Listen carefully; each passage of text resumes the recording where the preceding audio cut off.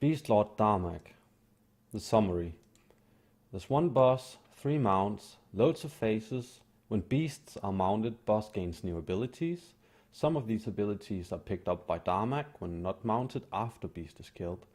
Adds and spears must be dealt with constantly throughout the fight.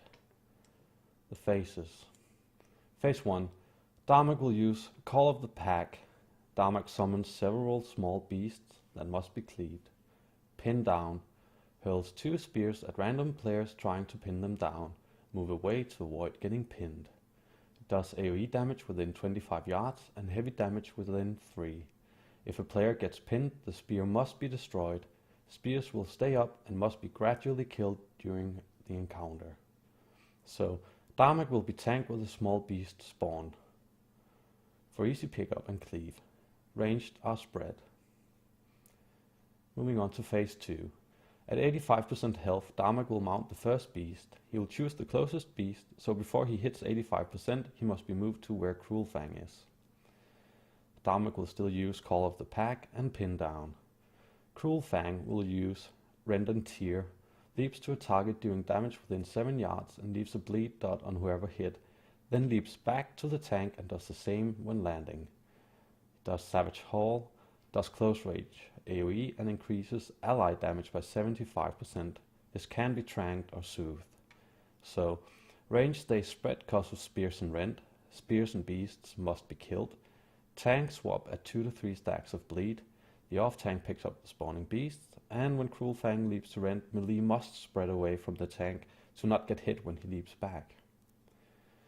Moving on to phase 3.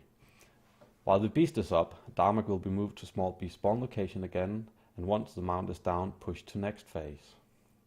During this, Darmag will use Call of the Pack, the Pin Down, and he will also do the Rend and Tear now, the leap that does damage within 7 yards, and then he leaps back to the tank, so melee must be spread here. So, range stays spread cause of spears and rend. Spears and beasts must be killed. Tanks swap at 2 to 3 stacks of bleed.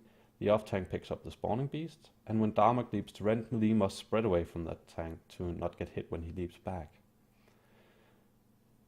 Phase 4. At 65% health, Darmag will mount the next beast, so we move him to Iron Crusher location before that happens. Darmag will now only use Call of the Pack, the small beast, and Pin Down, the 2 spears. Iron Crusher will use Tantrum, a raid-wide AoE that must be healed through and cooldowns must be used. He also uses Stampede. He knocks back the melee and does damage. Then he jumps to a random ranged and does the same. Lastly, he does Crush Armor, a tank debuff, swap at 2 stacks. So, range must stay spread because of spears, rend and stampede. The spears and beasts must still be killed. Tank swaps at 2 stacks of Crush Armor. The off tank picks up spawning beast, and healers must use cooldowns during Tantrum. Phase 5. Darmag back at the small beast spawn location. He will use Call of the Pack, the small beast, the Pin Down, the 2 spears, Rend and Tear, the leaving bleed, and Tantrum, the raid-wide AoE. So range stays spread because of spears and rend. Spears and beasts must be killed. Tank swaps at 2 to 3 stacks of bleed.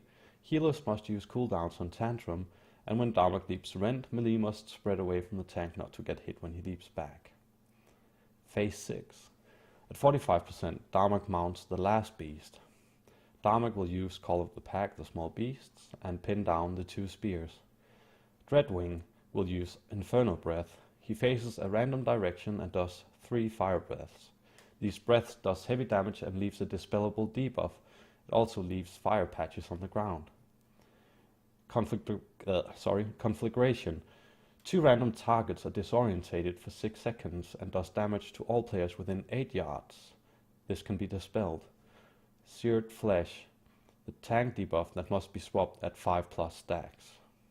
So, range stays spread because of the spears, the rend and conflagration. Spears and beasts must still be killed. Tank swaps at 5+ stacks of Seared Flesh. Do not stand in fire breath. Move away from conflagrated players. And healers must dispel conflagration quickly and Inferno Breath dot where available. Now we go into the final phase, where Darmag will use all his abilities. He'll use Call of the Pack, the small beast, the Pin Down, the 2 spears, Rend and Tear, the Leaping Bleed, Tantrum, the Raid Wide AoE. Then he'll do Superheated Shrapnel.